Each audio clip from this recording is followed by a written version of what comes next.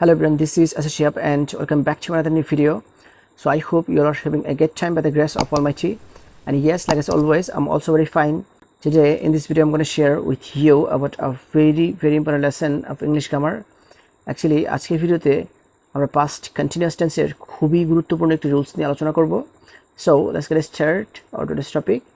তো রুলসটা হচ্ছে যে অতীতে দুটি কাজ একই সাথে চলছিল বোঝালে দুটিরই past continuous tense হয়.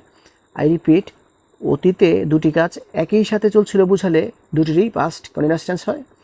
ফর এক্সাম্পল, তিনি যখন ঘুমাচ্ছিলেন আমি তখন পড়ছিলাম, এক্ষেত্রে দুটি কাজ একই সাথে চলছিল, এক্ষেত্রে দুটি সেন্টেন্সকেই past continuous tense ট্রান্সলেশন করতে হবে.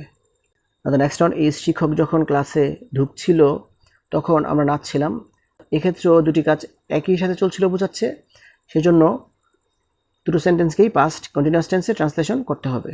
দ্য নেক্সট ওয়ান ইজ, তিনি যখন আওয়াজ করতে শুরু করছিলেন তখন তিনি ঘুমাচ্ছিলেন, এক্ষেত্রেও দুটি কাজ একই সাথে চলছিল বোঝাচ্ছে, আর সেজন্য দুটো সেন্টেন্সকেই past continuous tense ট্রান্সলেশন করতে হবে.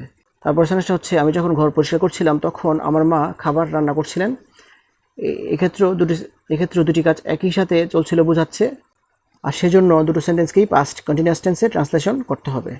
So this is actually the rules that I wanted to share with you. So viewers, I hope you understand this. If you guys really love this video, don't forget to like, comment, share and subscribe my YouTube channel. And that's all for the time being. See you again. Show the best of luck. Goodbye.